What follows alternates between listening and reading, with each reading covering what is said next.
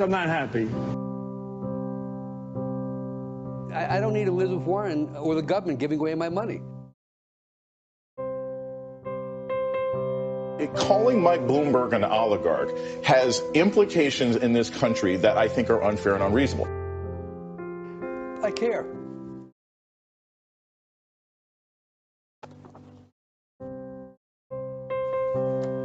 That's it.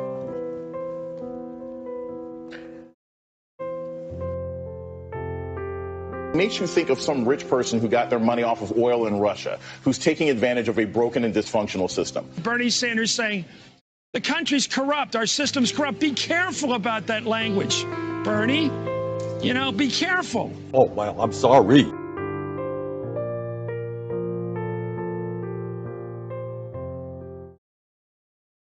Now witness the firepower of this fully armed and operational battle station. Beta bear.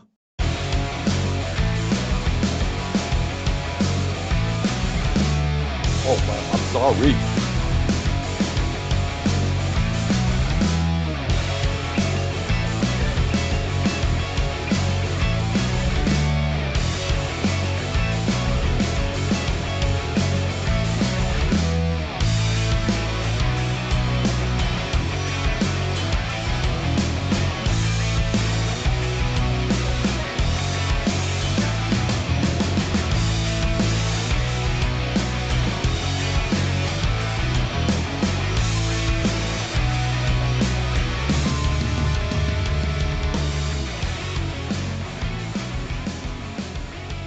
On the nation, Waldorf Nation. Hey, everybody, welcome to the show. I'm in a mood today. Oh, here we go. Here we go on this one. So, all right. We've got a lot of reporting about the Build Back Better plan. So I'm going to talk about that today. There's going to be a lot of frustration, and so we're going to talk about it. We got that. We got the infrastructure bill, as I said. We got an interesting MSNBC interview. I know. Like, I have you like, oh my God, MSNBC. No. This is Joe Lieberman. Joe Lieberman's back. And he got some pretty good questions asked to him. And so I want to show that because that's really, really good. It just really kind of shows you like the bankruptcy of so-called centrism. So there's that. We got, of course, a judge and very, very whiny Capitol rioters.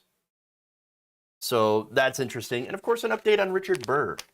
So we've got the discussion on that. There's a lot of video clips, including the hosts of The View having a decent take. Well then, interesting. This is very interesting. The libs are getting angry, everyone. The libs are getting mad. This is a perfect time to radicalize the libs, and so that is, of course, part of the reason for the show that I like to do the show anyway. Is I want to take the lib viewers and I want to turn you a little bit more leftist by telling you exactly what's going on and the things that we can do to fix it, and then actually trying to dispel the notion that we can't do these things because, they're too expensive or the country doesn't want it. No, in reality, of course, very popular proposals that are backed by the majority of Americans, things like universal health care, etc., those are things that we can do and should do, and the only thing that are stopping them is corruption, corporate money in politics, corporate-owned and backed politicians, and showing you how to, of course, overcome those things. So that's kind of the focus here on today's show. We're going to talk about, of course, the failure of the Democrats and how maybe we on the left can use that to our advantage. Interesting stuff. All right. So that said, please like and share the stream. It's going to be a very important stream today. And we're just really going to dive into it here on how bad the country's getting screwed. All right. Might as well start.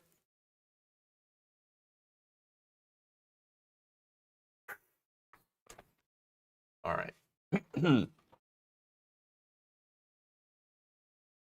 The supposed Build Back Better plan is essentially dead.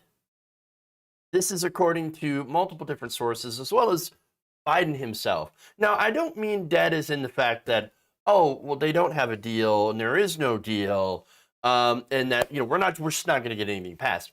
No, that's not what I mean by that. Dead is in the fact that it's completely unrecognizable corpse of a bill that actually could have been fairly good and transformational.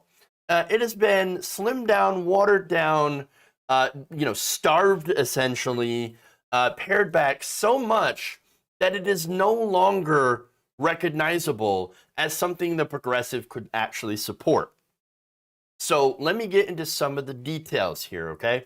So now this is, according, like I said, different reports here.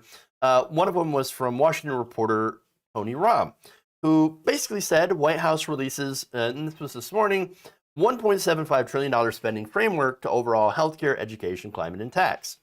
And he said that in is a Medicare hearing expansion, universal pre-K, $550 billion for climate, and a surtax on the ultra wealthy. Now, what's out of it? Well, allowing Medicare to negotiate drug prices, pharmaceutical companies, as out.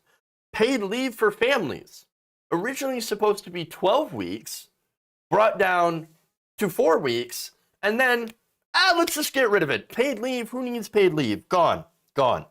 Not only that, but you also have Medicare expansion that included dental and vision, also out, gone, gone. Now, Greg Sargent also on Wednesday reported that the billionaire's tax, which would have taxed gains on unrealized financial assets like stocks, was killed not only by Joe Manchin and Kyrsten Sinema, who refused to raise taxes on the wealthy at all, but other Democrats who decided they didn't want to come out of hiding and openly support killing the billionaire's tax. Why? Because, well, you got midterms coming up, and you got people on the side that are like, well, Manchin and Sinema, they're out there. They're the rotating villain of the week.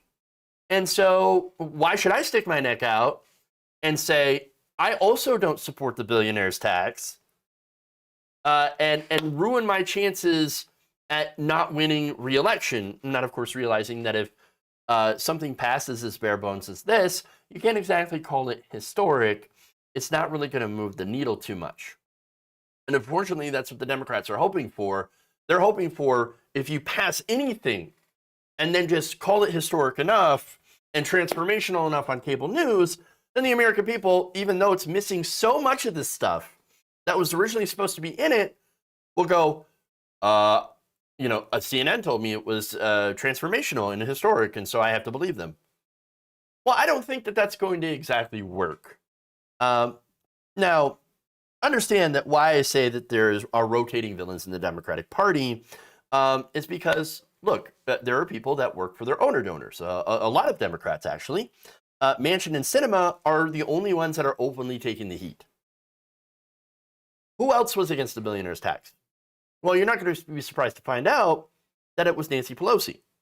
Nancy Pelosi didn't like the idea at all. Now, of course, there's spokespeople come out and say, oh, no, that's not it. It's the fact that we just couldn't fit it in the framework at this amount of time. That's all.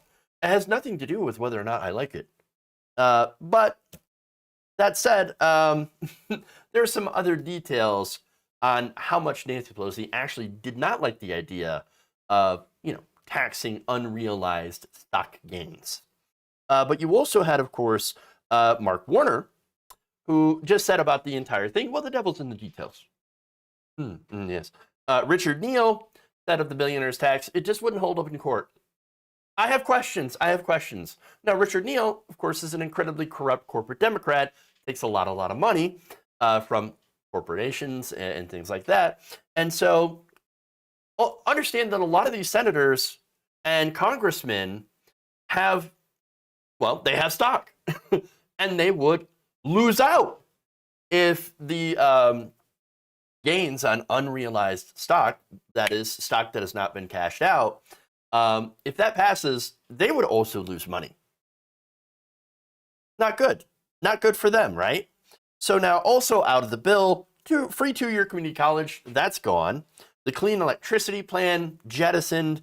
Now that would, of course, would provide grants to utilities that use renewable energy sources. That's something that Joe Manchin absolutely hated, because in his companies would have lost out, because not only did it grant benefits to utilities, but it would also increase taxes on companies that do not switch to renewable energies. So now the result, of course, as you might have noticed, this framework is incredibly watered down and very, very, very weak. Now, y'all remember, this is supposed to be the big human infrastructure package. It was supposed to be big and transformative and wonderful and great. Now, it was also supposed to go along with the bipartisan corporate bill. So that was supposed to be the bill that, where corporations got everything that they wanted, which, again, corporations, they do benefit from infrastructure. Not only that, but, roads and bridges, obviously, corporations use those to transport goods and things, so that's important. And it's also important for everyday people, okay. But they really wanted that. Not only that, but that bipartisan infrastructure bill, in order to get Republicans on board, also included things like subsidies for oil and gas companies. And not only that, but includes privatization of public assets. So that bipartisan bill makes emissions worse and benefits corporations, and was supposed to be canceled out by the more stronger climate provisions that were supposed to be in here, as well as, of course, aiding in human infrastructure, especially after the American people, had to go through a pandemic. A lot of people were affected financially. So we're getting, though, unfortunately, no additional worker protections. We get some means-tested child tax credits. And so, yes, those are going to be very likely means-tested. Again, the framework is not finished, and they're going to have to go through both houses, of course, to try to iron out the fine details. Child tax credits are in, but there's a good chance that they're going to end up being means tested. That's what Joe Manchin wants. And apparently what Joe Manchin wants, Joe Manchin gets, because he is the unofficial president of the United States at this point. So now, look, some people might say things like, look, Jeff, I understand. The negotiation is hard, all right? And you can't let the perfect be the enemy of the good. Now, I would say, all right, look, I might agree to that if it were good. This is not even good. What this is, this bare bones framework, is an insult. They've gutted just about everything that was popular with the American people, that the American worker actually could have used. Almost everything. Okay? But Jeff, you understand, this is a compromise. No. This is not a compromise. This is a complete surrender. Remember, $3.5 trillion was the compromise. It was the compromise. And I tell you that because the whole thing started at $10 trillion, went down to $6 trillion, all right? Then $3.5 trillion. Originally, Joe Manchin, back in the day, he said, oh no, $4 trillion. $4 trillion is fine. Now he says $1.5 trillion. That's, of course, after his donors called him and said, oh no, that's too much. We don't like that. Here, 1.5, that's your top line. And so now we're at 1.75. Now, again, what does that look like? We are way, way closer to Joe Manchin's number of 1.5 than we are anywhere near to $3.5 trillion. Does that look like a compromise to you? Or does it look like a surrender? Because from where it looks here, it's a surrender, a complete and utter capitulation. No, this dumpster fire bill should immediately be voted down and blocked by progressives until it's restored. They couldn't even understand that they couldn't even do paid leave for families. Over 70% of Americans across numerous polls, okay, including Republican voters, love the idea of paid family leave. You know what? You know what's really sad about this? You know what's sad about this? You know who did more on paid leave Donald Trump. Donald Trump, who signed the Federal Employee Paid Leave Act into law that gave 2 million federal workers 12 weeks of parental leave. That's who did more on paid leave than the Democrats. Now, of course, look, Trump is a fascist. He's awful in about 100 million different ways. But understand that when voters go to the polls in the midterm elections, or even the presidential election, there's going to be one question on their mind. What party has made my life materially better? Who has helped improve material conditions in my life? Was it the Democrats that we gave power to in these elections? Some of these elections where activists worked incredibly hard to elect Democrats, for example, in Georgia, in a very contentious runoff election, to replace two, again, awful Republicans with two Democrats, and then gave them, again, the House and the Senate and the White House. Now, you see, they're in power. They can't blame the Republicans. They're in power, and so people are going to think, well, okay, we gave Democrats power. They did nothing for us. Why should we vote for Democrats again? I mean, can anybody tell me how they made my life better? Trump's had 12 weeks of paid leave for federal workers. Why didn't the Democrats deliver? I thought that they ran on that.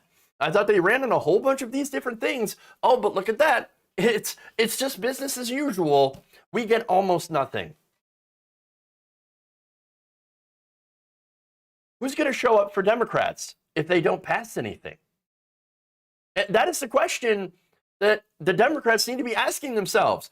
And again, this is why I've already seen reports of like Nancy Pelosi saying, pass. Let's get something out the door. I don't care what it is.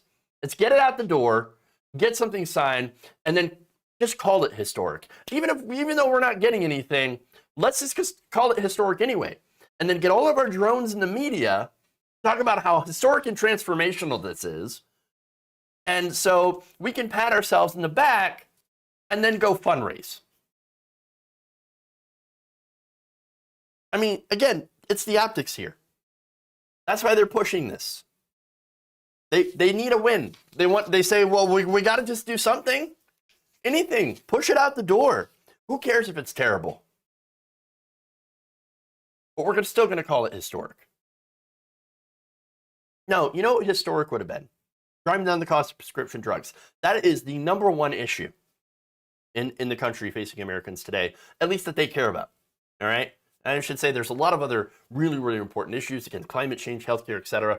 But the number one issue among prospective voters, and it has been for a very, very long time, is prescription drug prices are too high. Do something about it. We put you in the power to do something about it. Why aren't you doing something about it?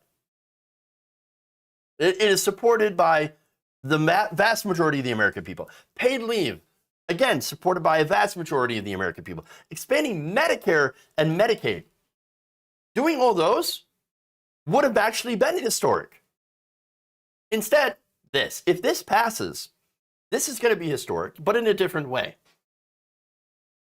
In the fact that in order to serve the owner donors, Democrats decided to miss a historic chance to do something positive for the American people, and then went on to have a historic loss against Republicans in 2022 and 2024. That's how this is going to be remembered if this passes right now. If progressives do not hold the line and say, no, I'm not going to vote for this. But will progressives actually do that? I mean, that's the question. And honestly, in my opinion, I don't have much faith. Prove me wrong. Prove me wrong, progressives. Put up a fight. If it really is just Manchin and Sinema holding up the whole party, then maybe they ought to go and put pressure on Manchin and Sinema instead of caving to them every single time. Will they? I don't know. I don't have much faith in what's going on. And so, more than likely, and again, this is my personal prediction, they're going to blame progressives for this absolute loss. And we'll be right back to where we've always been with corporate media, corporate Democrats, blaming progressives for their own mistakes.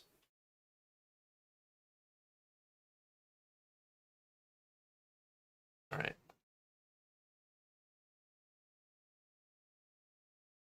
Fucking hell. Jeff, which in your opinion is more important, the infrastructure bill or the Voting Rights Act? I know it's a chicken and egg kind of question. I mean, look, both are incredibly important. Obviously, voting rights I would actually put a little bit above the infrastructure because it is a fundamental right. But at the same time, you're not going to get the voting rights through because, again, the same people, at least Joe Manchin, says absolutely not. I'm not going to get rid of the filibuster. Cinema says the same, and that's the only way you're going to get it passed. So either way, it's still just a gigantic loss for everyone involved except for the donors. Okay. All right. Let's move on here. Let's go to The View, interestingly enough.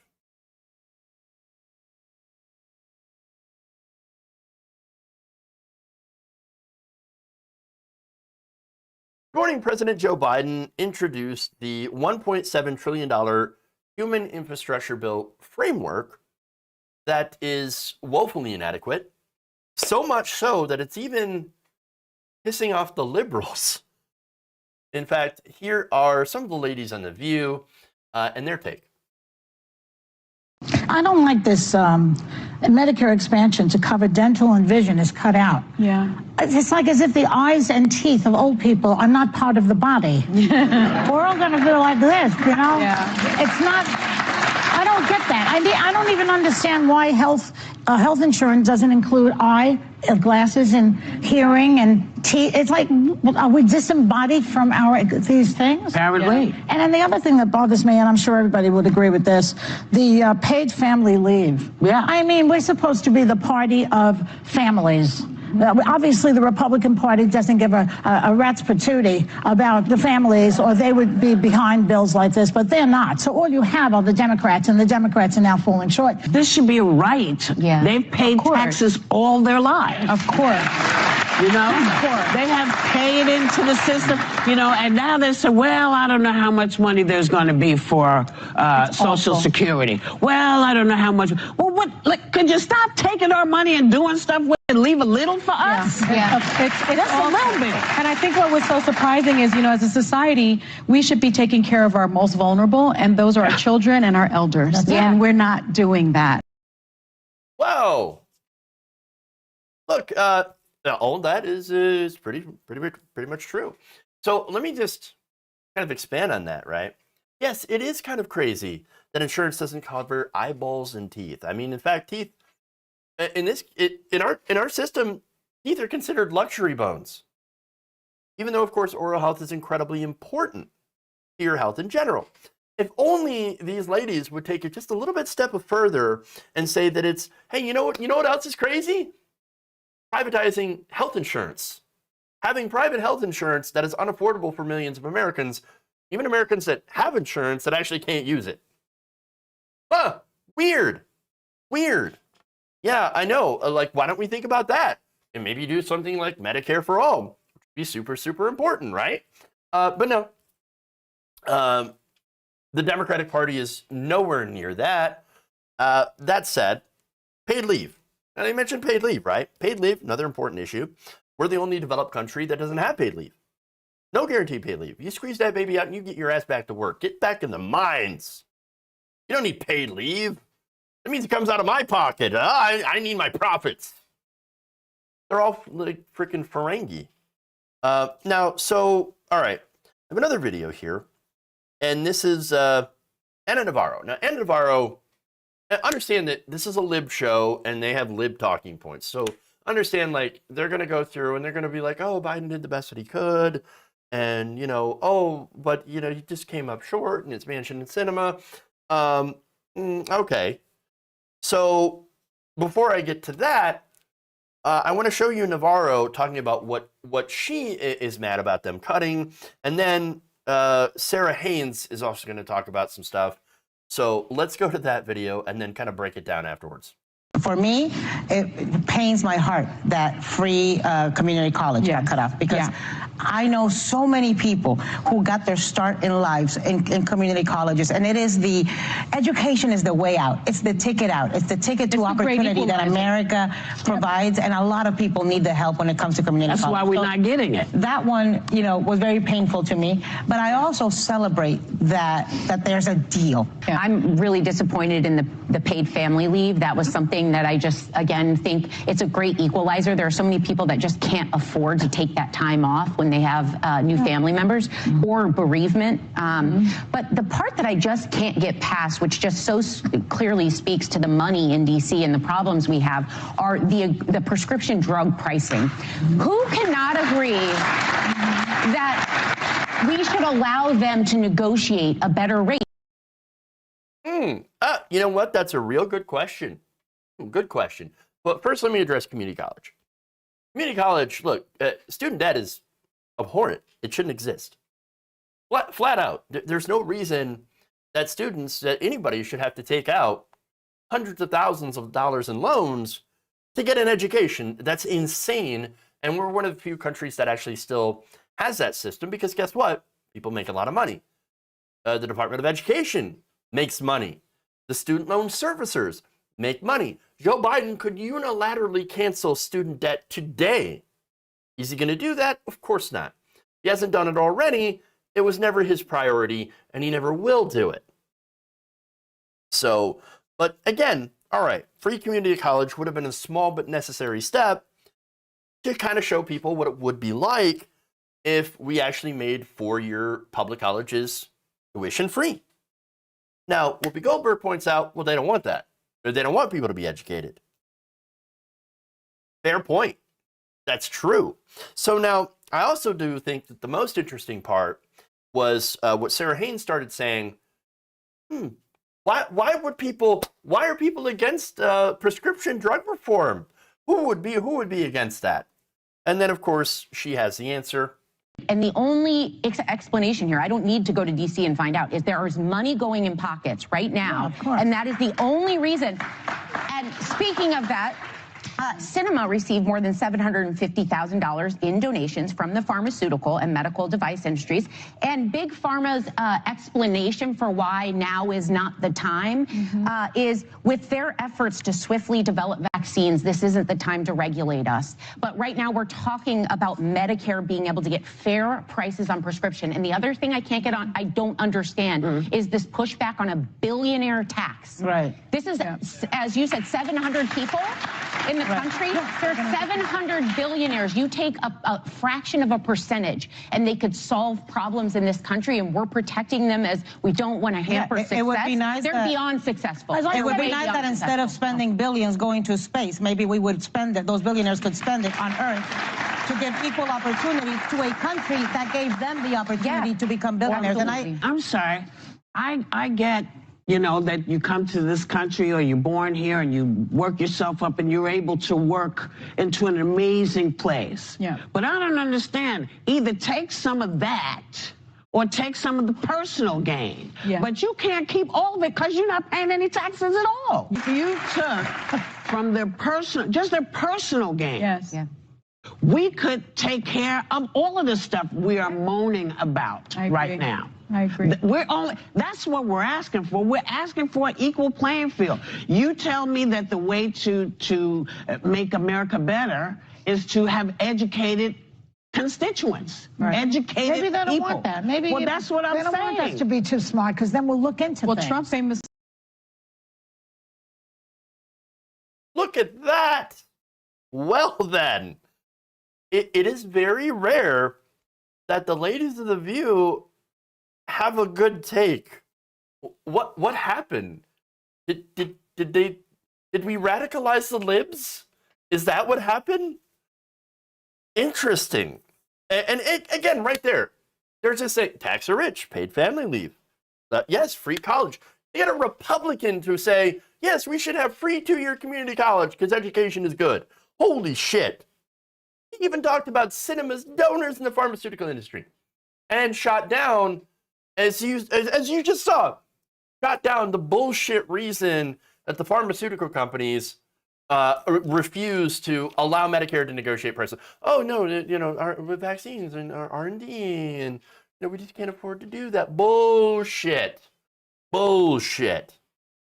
And then, of course, Behar saying, maybe I don't want to smart, because then we're going to look into things. You know what I'm saying? You know, like the donors and the lobbyists and how the system really works and shuts people out. Now, again, the reason I'm surprised here is because this is a very lib show with very lib takes. And oftentimes, they tend to have been more aggressive against progressives. But in this case, so far, they're actually saying, no, it's Manchin and Sinema, the Democrats, that are not delivering and that are the problem. And I think that is really interesting. And again, understand that all the stuff that was in the $3.5 trillion package, progressives have been fighting for. Now, of course, progressives, we want to go further. We want to go, you know, Medicare for all. We want free 4-year tuition, free, college at public universities, right? Education. We want even better stuff. We want the things like the Green New Deal. But well, also, if there's a pretty good bill, then yes, of course, we're going to work to pass that. And then we're going to go further and we're going to expand on it. That's what progressives are trying to do. That's why progressives have actually been fighting for the Build Back Better, right? More so than I would say Joe Biden. And so, of course, you know, when, and I didn't show this video, this part of the conversation, but of course they get into, I think it was Navarro. It's like, oh, well, Biden was fighting so hard for this and he was going to meetings. No, I don't think so. I don't think so. And Sonny Hostin also agreed with that. I would say no, he didn't go to Arizona. He didn't go to West Virginia. He didn't threaten the money, for Joe Manchin. He didn't do any of that stuff. He sat, he had a few conversations behind the scenes and then essentially said, well, I guess you win. You're the president now. Good job. Like, here you go. We're just going to take this down from $3.5 trillion, which was the compromise, to 1.75. Pretty close. See, compromise. Wonderful.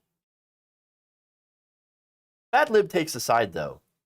The conversation is actually one of the better ones I've heard on The View. It's amazing what happens when Meghan McCain leaves. Like the entire IQ of the room increased. But again, if they're saying this stuff on The View, talking about Sinema taking corporate money and pushing back against the industry talking points, then I think we might have, at least momentarily, a little bit of a breakthrough.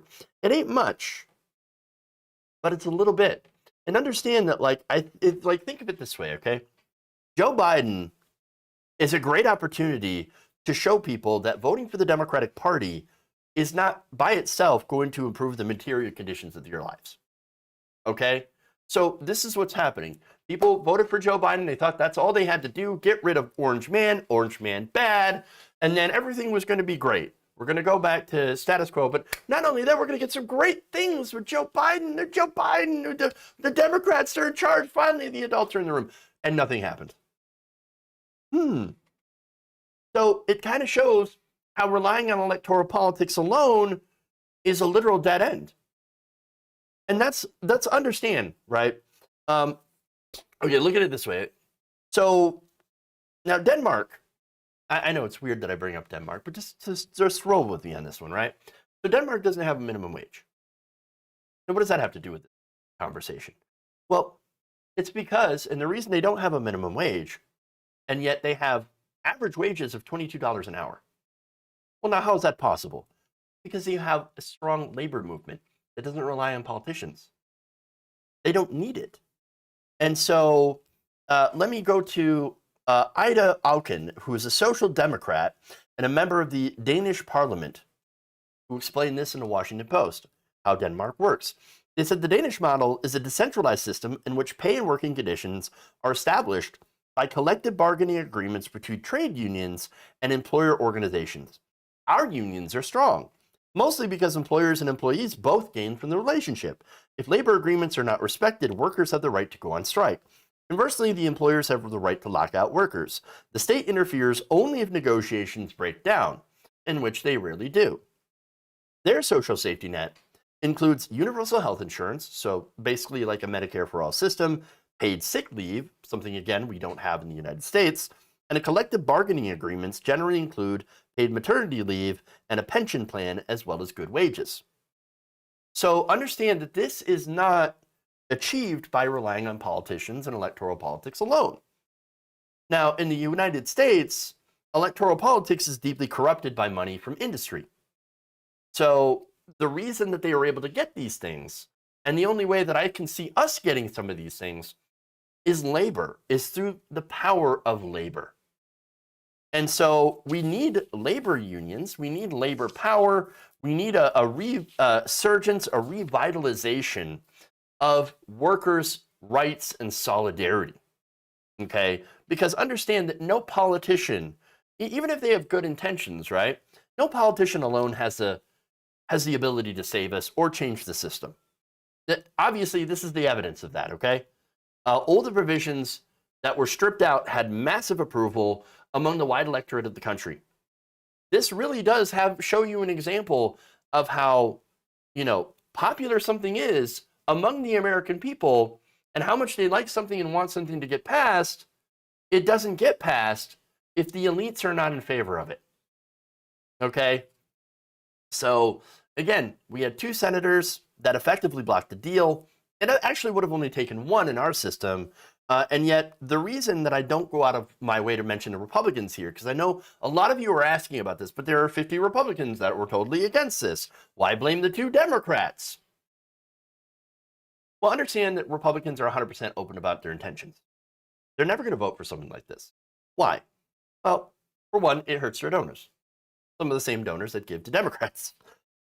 2, they don't actually care about helping regular working people.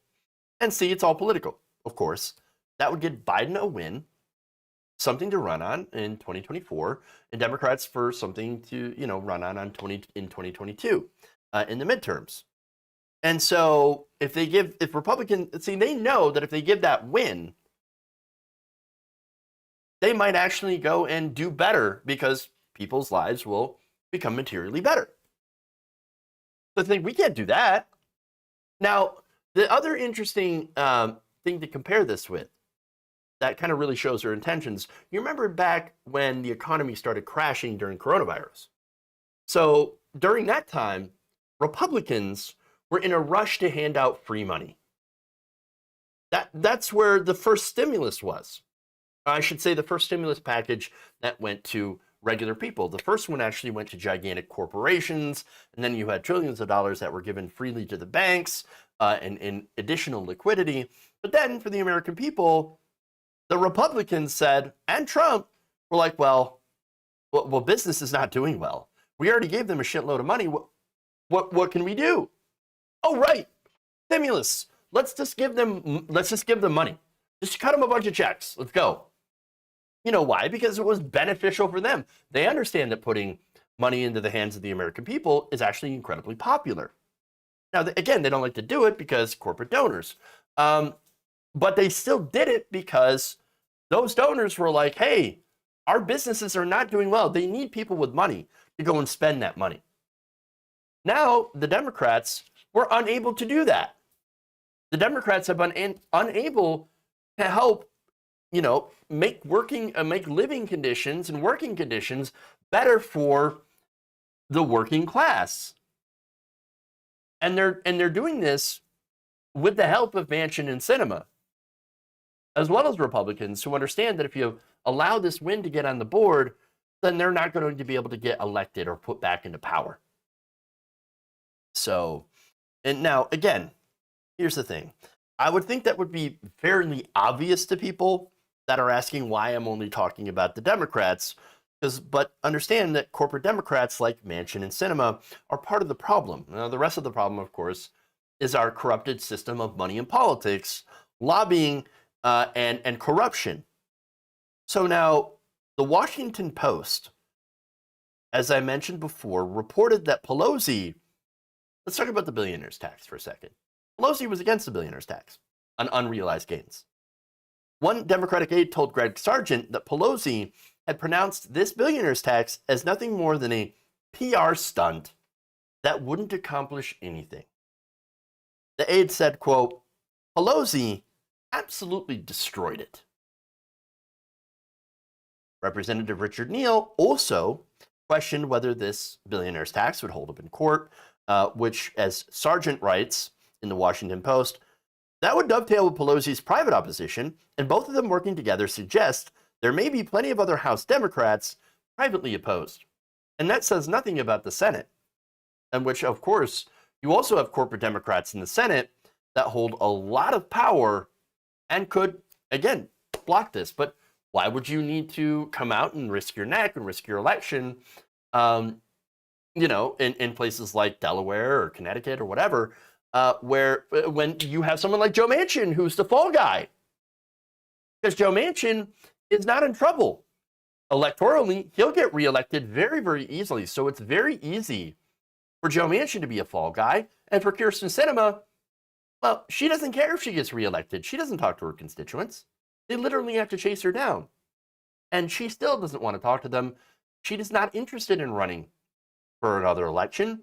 No, she's going to have a cushy job in probably a pharmaceutical industry or as a lobbyist. She doesn't care. So she has no problem being the fall person. And so that's the unfortunate reality of this. And so, as Sargent writes, other Senate Democrats appear to oppose the proposal, but don't want to say it openly. After all, it's not easy to come down on the side of protecting the wealth of billionaires. How many billionaires are in West Virginia, by the way? None. Yet, for some reason, Joe Manchin is really concerned about billionaires, about taxing billionaires. Like, I don't want to do it. Oh, I don't want to punish the billionaires. Well, those are not your constituents. He's doing it not only on behalf of the donors, but also on behalf of other corporate Democrats who don't want to lose their primaries. That would make Manchin a rotating villain, along with the parliamentarian, Kyrsten Sinema, etc. Those are the people that tell us, on behalf of the owner-donors and their flunkies, they're the public face of the people who tell us that we can't have nice things or reasonable things, like lower drug prices or even paid leave. That's what's really going on. The system is the problem. We need to get together and unionize, come together in worker solidarity, and gain power. We gain enough power, we can shut down the system until we get what we want. Start building. And always, always back your fellow worker.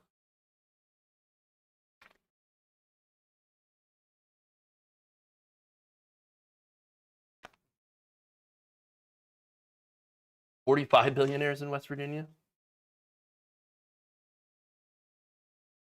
Is there? I didn't see any billionaires in West Virginia.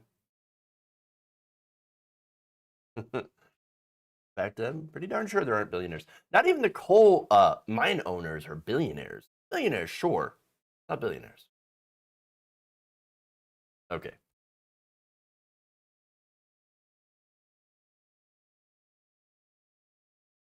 Yeah. That's what I thought.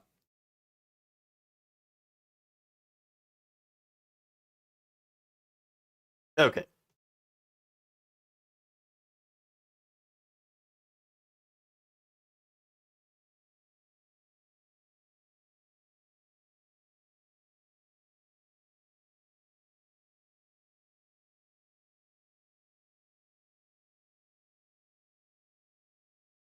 First of you, and now MSNBC is having some interesting takes. In fact, Medhi Hasan, who is an MSNBC host on Peacock, decided to bring on ex-Senator Joe Lieberman. Joe Lieberman, of course, is one of the original, I guess, so-called centrists, likes to call himself a centrist. He's actually a super corporate Democrat. And there was some interesting back and forth in this interview. Let's start with the first one.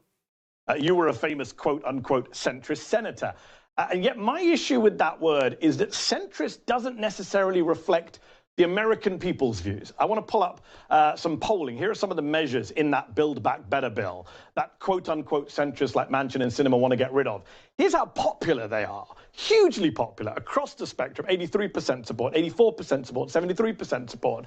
And yet you and Joe Manchin and Kirsten Sinema oppose many of those measures that the American people overwhelmingly support. So the question is, how in the world does that make you a centrist? Surely based on that polling, Bernie Sanders is closer to the center of American politics and public opinion than you are or Joe Manchin is. Damn. All right, so a bit of a great start. Yes, he's right when he says Bernie Sanders is pretty much in the center of American politics. He pushes for incredibly popular things that are actually incredibly sensible. And by the way, fights for them harder than any other Democrats, which, again, not exactly the highest bar, as most Democrats don't even fight for these things at all. But understand that in world politics, because our Overton window has been pushed so far to the right, that, you know, again, the right wing is often crazy land, insane, that what's considered to be the centrist position in America is actually incredibly right wing and corporate. So if you're calling yourself a centrist, well, then that's the side that you're on. You're on the side of corporatism and right-wing economic policy. So Bernie Sanders would be center-left, for example, in Europe. And so, again, Soc Dem or Social Democrat, that's what Bernie Sanders is. Yeah, he would be considered just a normal mainstream center-left politician.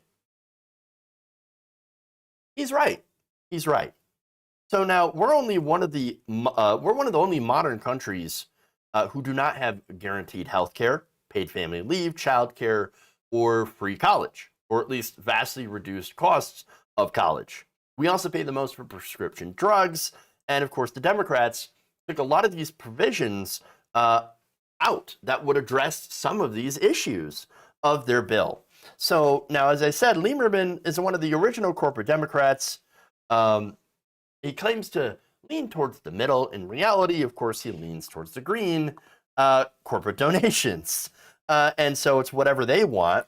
And here we have Manchin and Sinema openly taking after him. Of course, they're not the only corporate Democrats in the House and Senate. There's quite a few. Josh Gottheimer is one of them. Mark Warner, Nancy Pelosi. Obviously, again, both parties are awash with corporate money. These politicians are bought off because we have a system of legalized bribery in this country. And so think about it this way. The negotiations, so-called negotiations that happened weren't between like, oh, moderate or centrist points of view and progressives. No. This has basically been a negotiation between different industry interests. And that's what happened. So, for example, Manchin's interests are in his son's coal company that he owns part of. Okay, he's got different investments in coal. He's basically a baron, and so he gets a lot of his income from those investments in, for example, Enersystems, right? Burns waste coal. So that's his interest. Now, Sinema, her interests are from pharmaceutical industry. She got over $750,000 from the pharmaceutical industry, I think in the last cycle. And of course, she represents them. She says, no, I don't want any tax on billionaires, which is a position that, of course, all corporate Democrats seem to share. But she also doesn't want anything that would help Americans pay lower drug costs, which Joe Manchin didn't necessarily really oppose. And other, of course, Democrats are okay with, or at least they say that they're publicly okay with. Richard Neal wants to protect billionaires, and as does Nancy Pelosi. And so understand what this is. This is a negotiation between the donors using their politicians as proxies. And that's it. So now notice how the bipartisan bill is chock full of corporate goodies. Nobody seems to be against any of that. But 50 Republicans and 2 Democrats, well, they're against anything that helps workers. gee, I wonder why. I wonder what the issue is. Oh, right, it's the corruption. It's the money. But before I get too far and talk too much, I have another video here that I want to share of an interesting exchange. Take a look. One thing I should raise here in the context of Build Back Better is your support for No Labels. This is the self-styled, bipartisan, centrist political group. You devote a chapter. So in the 50 Democratic votes, the argument Bernie Sanders and Joe Biden and others are making is there are 48 Democrats for most of this stuff. It's two Democrats who are saying, no, elderly people, seniors, shouldn't be able to get free dental or free vision. How can anyone oppose seniors getting free vision or dental or paid family leave, which every other Western country has? Do you oppose those things? No, so that's what I was going to say about that polling. If you ask people, they are in favor of these things, of course, they seem good, they're right. I'd like to do them all, but we can't afford them all. A lot of people would disagree with what you said about not being able to afford it. The Senate is in the middle of passing a $750 billion defense bill, which is higher than what Biden asked for, higher than what Trump asked for. We always have money for defense, not for social measures. And I think other people would say, you know, there's a lot of corporations, a lot of rich people who are lobbying against this bill. They don't want this bill because it's going to hurt them. Oh, man, look at that. He says, we can't afford it, guys. I wish we could do these things. I am totally in support of all these things, except that I'm not, because we can't afford it. We can't afford it. Complete and utter garbage. Again, Hasan brings up, quite correctly, the fact that we have a, over $750 billion war budget. It's not a defense budget. It's a war budget. And so, again, when it comes to bombing brown people, turns out we got all the money in the world. Oh, look at that. When it comes to healthcare for seniors, much less everyone else, oh, no, we don't have any money. We just can't afford it. We're going through and we're just looking at, we're looking at, for change in the couch, and we just can't seem to find anything. Oh, by the way, here's another bucket of money for the defense contractors. And look, of course, there's a reason. Bosses want to keep you poor, desperate, so you work in their shitty workplaces in order to keep your barely affordable health care. You can have health insurance, but that just because you have health insurance doesn't mean you can afford your copays. Doesn't mean you can afford your medication. Okay? Doesn't mean you can afford your deductible. What the fuck? A deductible? What is that? Why should you have to pay when you already pay a premium? Why should you have to pay a set amount before you can even use your insurance? That's an insane thing that exists only in this country, a deductible. If you had paid leave, you could actually spend time with your family instead of being at work. But of course, it's obvious why they don't want that, because they want you to be at work. The other thing, of course, is defense contractors have just an army of lobbyists. So no matter what, they're always going to be able to find money that they can keep shoving into the Pentagon while using the military's, offer of free college as a nice little cynical recruiting tool. Okay? So, oh, you don't want college debt? You go and join the military and kill brown people. That's what they're doing. And so it's incredibly gross. So the next video here, and you saw a little bit, the next video here is when they get into no labels. One thing I should raise here in the context of Build Back Better is your support for No Labels. This is the self-styled, bipartisan, centrist political group. You devote a chapter of your new book to praising its work.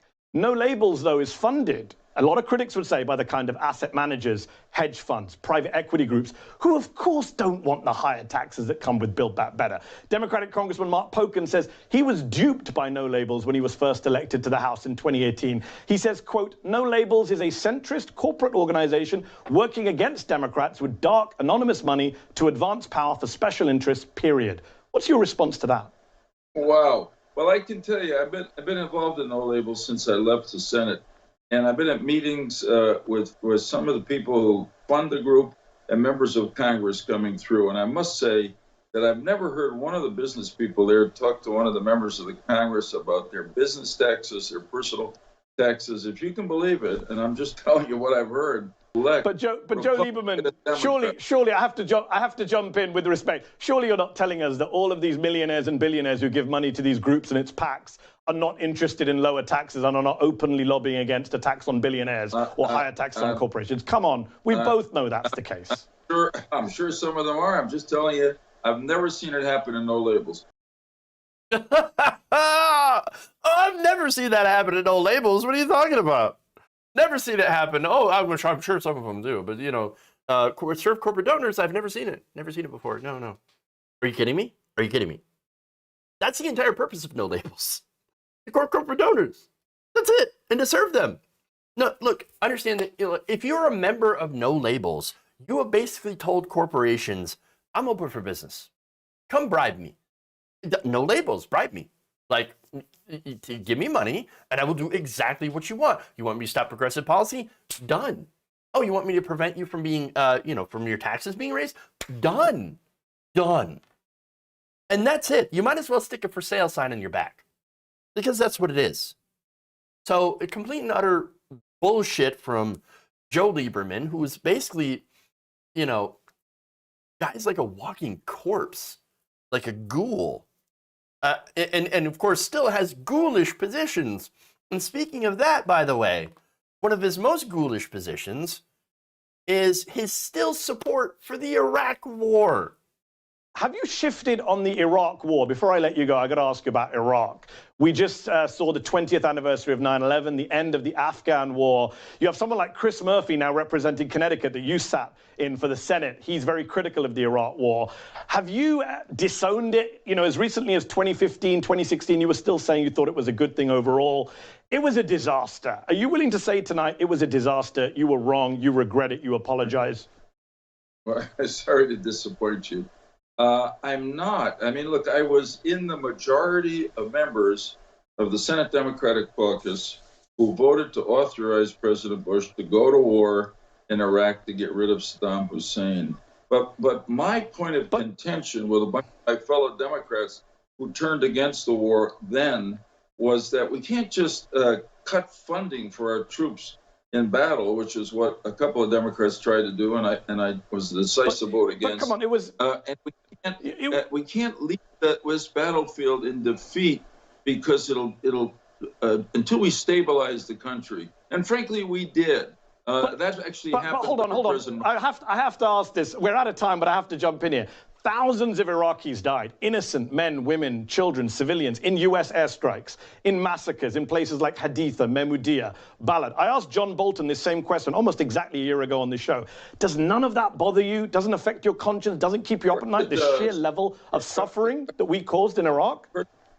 Yeah, but of course it does.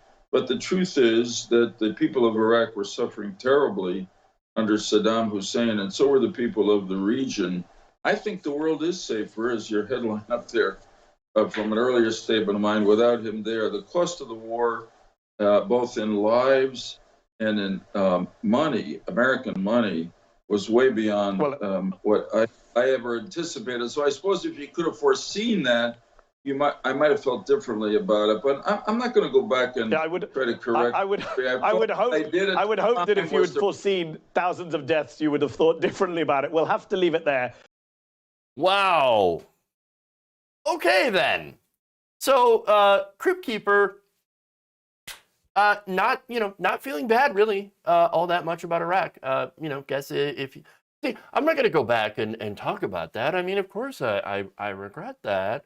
But, I'm not going to go back and say that I regret the entire thing. I would have supported the whole thing. Again, he's not saying that he doesn't want to go back and vote differently, because, I mean, he wouldn't go back and vote differently. That's why he won't say it. That's why he won't admit it. He'd do the exact same thing again, knowing what he knew now. Absolutely would. Absolutely would. Knowing how much money and lives were wasted. And by the way, the entire results, not just from the conflict itself, but the results of the Iraq War, 1 million innocent people died as a result of our intervention, as well as the destabilization of the country. We stabilized Iraq. Bullshit, we did. Oh, is that why ISIS came out of Iraq? Huh. Yeah. Is that why? Is that why we had years and years of sectarian violence that was unnecessary? Come on. You guys living in a complete different reality. Okay. But understand that this is what so-called centrism looks like in the United States, okay? Understand, I'm showing you because there is a group of people, a very large group of people, who think, oh no, centrism, that's good, right? We're in the center, we group both sides. We're not taking sides on these issues. No, you are taking sides on these issues. That side happens to be the right-wing side. You're not centrist at all, you're conservative. Maybe not on social issues, but you're definitely conservative on war and on economic issues, okay? And again, what they do, groups like No Labels, they give work to give corporations or preserve giant tax breaks for corporations while shoveling billions of dollars into bombing brown children. All while old people can't afford teeth or to see. We just can't afford it. We just can't afford it, guys. Can't afford it. This is why centrism in the United States is a completely bankrupt notion. It's bullshit. It's marketing and should be tossed out. 100%. Okay. We're going on, folks. I had a lot of things. I have a lot of things. Great many things. Let's go. Let's try to do what we can.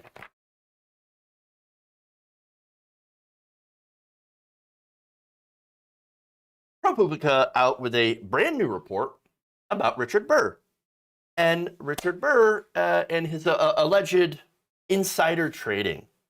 So the report that just came out said that after Burr had dumped more than $1.6 million in stocks in February, a week before the COVID market crash, he had called his brother-in-law, according to a new SEC commission filing. So now he calls his brother-in-law. They talk for 50 seconds. So what do they talk about? Why is this related to his alleged insider trading? Well, we'll get into that. So now Burr, according to the SEC report, had material non-public information regarding the incoming economic impact of coronavirus. And so as soon as he gets out of that, he calls his brother-in-law, Gerald Foth, and Foth then calls his broker in order to do massive trades. Now, Foth, a member of the National Mediation Board, had dumped the stock the same day that Burr did, right after that call. That's not at all suspicious. In fact, on the day that he received the call from Burr, Foth sold between $97,000 and $280,000 worth of shares in 6 different companies, including several that were hit particularly hard in the market swoon and economic downturn. According to the SEC, the first broker he called after hearing from Burr was out of his office, so he immediately called another broker to execute the trades. So this isn't, understand that context, right? So he calls a broker and they're not there. Now, okay, if it's not an emergency, you'd be like, all right, I'll wait till my preferred broker gets in. This guy was like, no. Get me a goddamn broker. Get it now. I need to dump these stocks immediately or I'm going to lose money. Very, very important context, okay, to remember. Now, in its filings, the SEC also alleges for the first time that Burr had this material non-public information about the economic impact of coronavirus based on his role at the time as chairman of the Intelligence Committee. As a member of the Health Committee and through former staffers, were directing key aspects of the government response to the virus. He knew. Fairly obvious. And so Burr, as we remembered, unloaded about $628,000 I should say between $628,000 and $1.72 million of his holdings in February 13th in 33 separate transactions, which again, not at all shady. What are you talking about? The precise amount of his stock sales, more than $1.6 million, is also a new detail from this week's SEC filings. In his roles on the Intelligence and Health Committees, Burr had access to the government's most highly classified information about threats to America's security and public health concerns, COVID being, of course, obviously a gigantic one. The week after the trades, the market began to crash, falling by more than 30% in the subsequent month, losing a lot of people a lot of money, but not Richard Burr, and not his brother-in-law. No, they were padded, they were protected because they just happened to get their money out at the right time. No, he knew. Now, that's not the worst part about it, that he knew, and then he took action to save his own money, but publicly, he lied. He put out an op-ed about a week before his sell-off, saying the federal government was well prepared to handle the virus. He said the United States today is better prepared than ever to face an emerging public health threats like coronavirus. Not true at all. That same month, according to a recording obtained by NPR, Burr had given a VIP group of an exclusive social club a dire warning, saying that COVID could curtail business travel, cause schools to be closed, and result in even the military mobilizing to compensate for overwhelmed hospitals, meaning, of course, that it would be a complete and utter disaster. Burr then, at the time, defended his actions, saying he relied solely on public information, including CNBC reports, to inform his trades and did not rely on information he obtained as a senator. But how do we know? How do we know? Alice Fisher, Burr's attorney, told ProPublica at the time that Senator Burr participated in the stock market based on the public information and did not coordinate his decision to trade on February 13th with Mr. Foth. Which now we know, thanks to the SEC, he absolutely did coordinate with Mr. Foth. He got a hold of him and said, hey, there's some bad shit coming on COVID. You might want to dump your stocks in specific companies. And of course, Mr. Foth says, oh, yes, get me a goddamn broker. No, nothing to hide here, though, he says. No, not at all. Totally normal behavior. So now it gets better. The Foth has been subpoenaed by the SEC. Now, that actually happened last year during this investigation and was stonewalled. So now his excuse is, and you're going to love this, an unspecified medical condition. Oh, I'm too sick to go and testify. Oh, my toe hurts. Oh, I have a tummy ache. I've got a headache that just won't go away. It's this big. And yet, even with his so-called medical condition, which he might even have a medical condition. What is it, bone spurs? Worked for Donald Trump, I guess. But he apparently seems to be healthy enough to continue his duties at the National Mediation Board, which is a federal agency that facilitates labor management relations within the nation's railroad and airline industries. He was appointed there in 2017 by President Donald Trump and then reappointed to the board by President Joe Biden. Interesting. In its filings, the SEC accuses Foth of engaging in a quote-unquote relentless battle to dodge the subpoena. You know, kind of like Neo in the Matrix. Don't serve me! I don't want to be served! Or some of the other congressmen who were running from the January 6th subpoenas. Remember that? They literally had to chase him down just to serve him. But no, again, you asked them, totally not shady, totally fine. No, there is something going on here, obviously. You cannot, by law, use your insider information that you get in the government to make beneficial stock trades. Now, of course, that doesn't mean that they don't do it. Of course they do it. You'd honestly be dumb not to do it. If you have that information and you're allowed to own stock, as senators are, or congressmen, then you would be absolutely stupid not to go and make those trades. Dump those stocks and buy beneficial stocks and things like PPE and things like, for example, a hand sanitizer or cleaning products, things like that. Of course, you'd be stupid not to do that. So what's stupid here is we have a system that allows us to do that. That's why no senators should own stock. None. None. And again, this is too big of a conflict of interest here. This invites corruption 100%. I mean, there's only one obvious answer to this. Ban congressional ownership of stocks during their time of office. You should not, as a congressman, be able to own stock. You just can't. You must be forced to divest. And I know they always make the excuse, well, I don't actually manage my investments or my portfolio. No, it's someone else. It's a blind trust. I don't even know what they're investing in. You think that if you have all that money, all of your investments, that you're not going to check on it? Are you seriously making that case? Oh no, honor system. I would never check on my investments. We're not stupid. We know exactly what you're doing. They should absolutely be forced to divest. It is absolute corruption. Now, unfortunately, with Congress being as corrupted as it is, I doubt very much they'll actually vote to make people divest. And so I'm curious to see, though, where the SEC investigation into Foth and Burr go to. Burr, I think, was already cleared, so the investigation for him is over.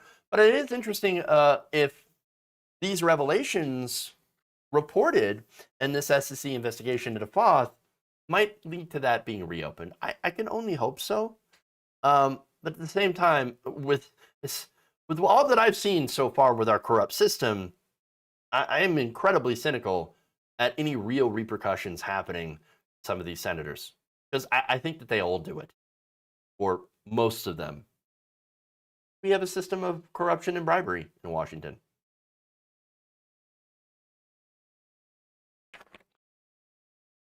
He was cleared by the previous DOJ. That's right. That's right. The Trump DOJ. All right, one more story for y'all. We're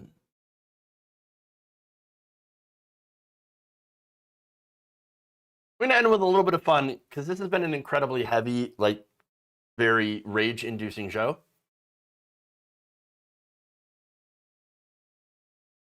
Capitol rioters have been whining about their treatment during their time in pretrial detention after attempting to turn the election.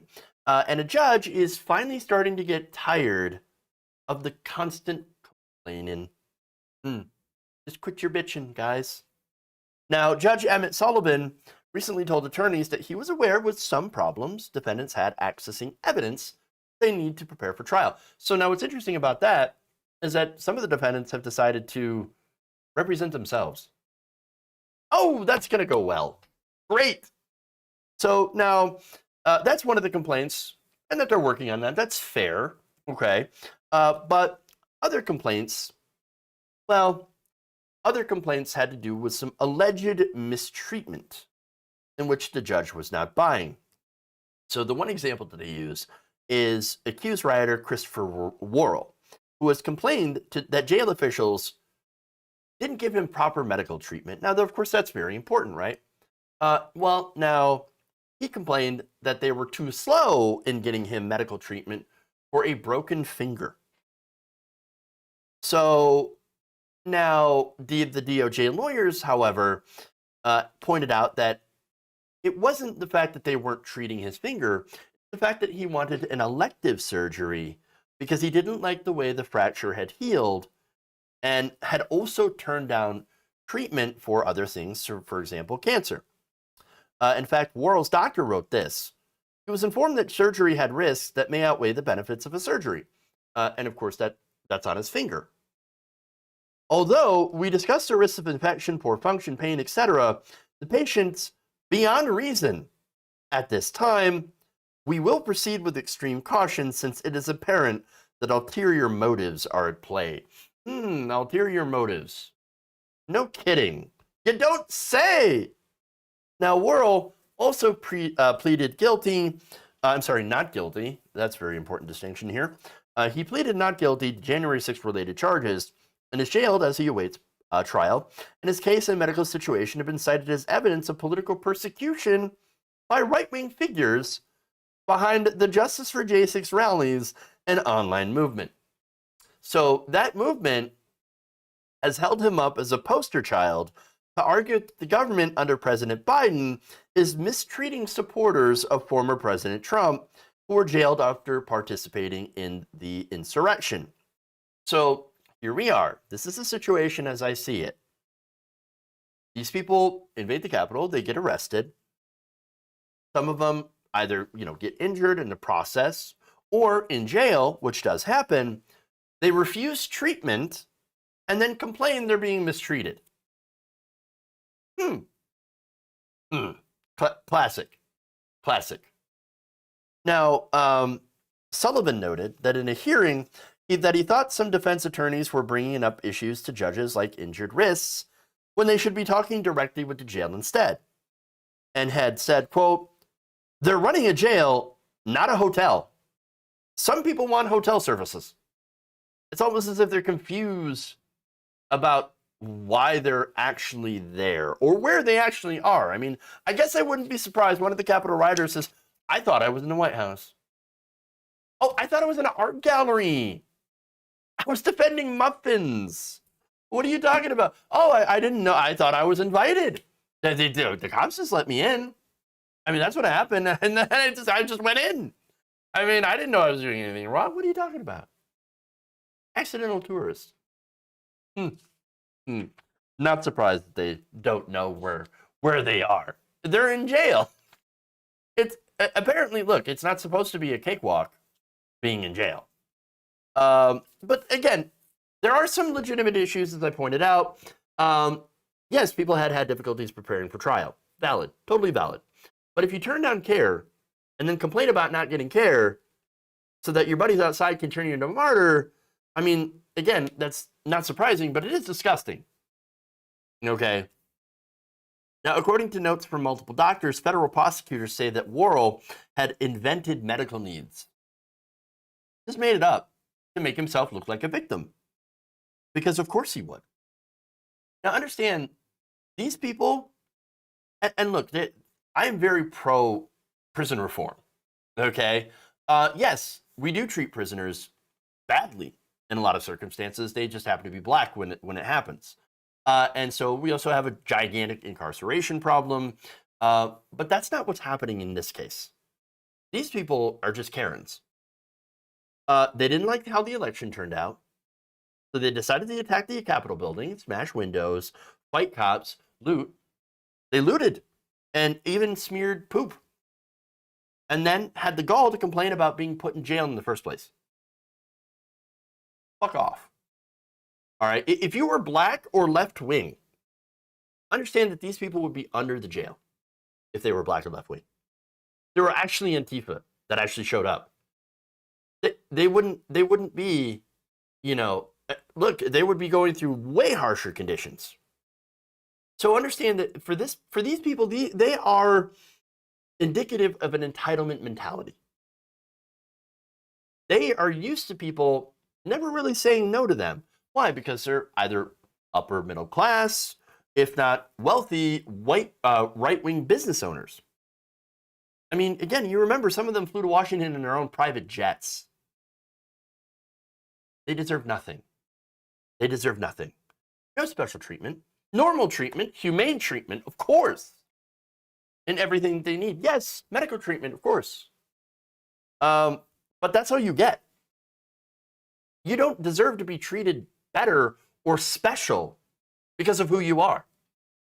Because of the fact that you're white and right-wing. No, you've earned what you got. You've earned that cell. So shut the fuck up and deal with it.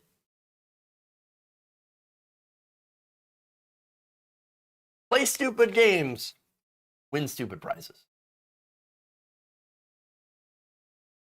Okay. All right. That's it. That's all I got for y'all today. Current admin Biden, let's see.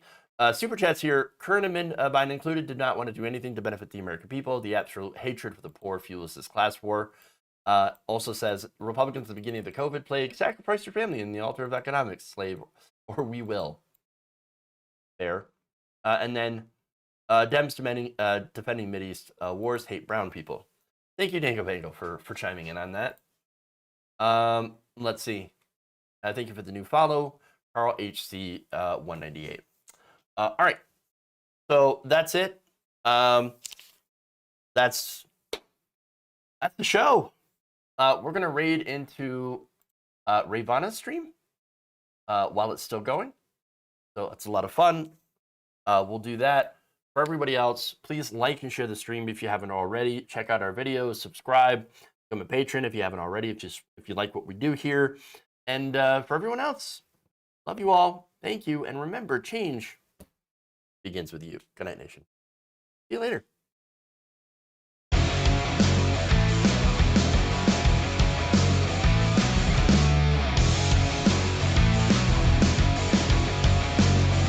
Amazing. They're kicking me out the door.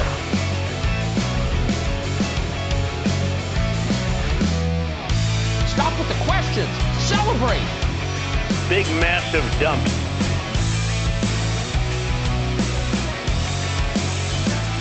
I have not looked at subdivision.